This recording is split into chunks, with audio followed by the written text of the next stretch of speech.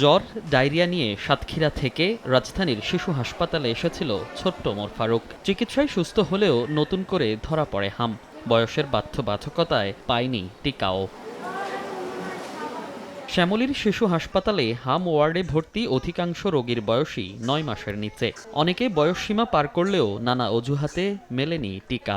আক্রান্ত হচ্ছে টিকা নেয়া শিশুরাও, এতে শঙ্কিত অভিভাবকরা। জ্বর এগুলো সব ভালো হওয়ার পরে রেস্টে উঠছে, পরে হাম হয়েছে। গায়ে জ্বর হামগুলা দেখা দিছে, এই কারণে ৯ মাসের টিকাটা দিতে পারি না। ৯ মাসে ১৫ মাসের টিকা দেওয়ার পরও আমরা খুব দুশ্চিন্তায় আছি যে বাচ্চাদের এরকম কেন হচ্ছে। চলতি বছর শিশু হাসপাতালে হামে আক্রান্ত হয়ে ভর্তি হয়েছে ১৩৮ শিশু। বর্তমানে চিকিৎসাধীন ৩৬ জন।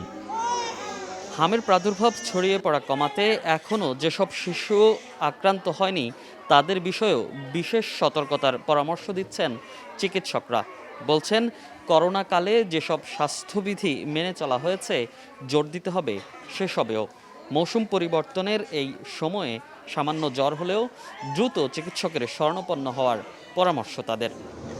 এই অবস্থায় রোববার থেকে শুরু হচ্ছে হামের বিশেষ টিকাদান কর্মসূচি। সচিবালয়ে সংবাদ সম্মেলনে স্বাস্থ্যমন্ত্রী জানান, প্রাথমিকভাবে বেশি সংক্রমিত এলাকায় চলবে এ কার্যক্রম। টিকা পাবে ৬ মাস থেকে ১০ বছরের শিশুরা।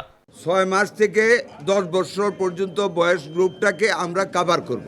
রবিবার থেকে আমরা ফিল্ড লেভেলে ভ্যাকসিন পুশ করা ইনশাল্লাহ শুরু করার জন্য কালকে এবং পরশুদিন 2 দিন আমরা ম্যাটেরিয়াল সাপ্লাই দেব প্রত্যেকটা উপজেলায়। হাম মোকাবেলায় দেশে পর্যাপ্ত ভেন্টিলেটর প্রস্তুত রয়েছে জানিয়ে স্বাস্থ্যমন্ত্রী বলেন, প্রস্তুত করা হয়েছে প্রয়োজনীয় সংখ্যক শয্যাও। এছাড়া সারা দেশে টিকা কার্যক্রম সম্পন্ন করতে স্বাস্থ্যকর্মীদের সব ছুটিও বাতিল করা হয়েছে।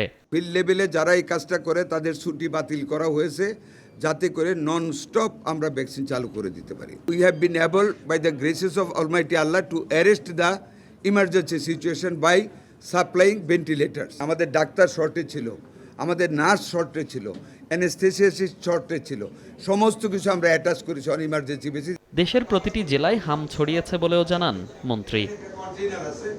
মনির হোসাইন, সময় সংবাদ, ঢাকা।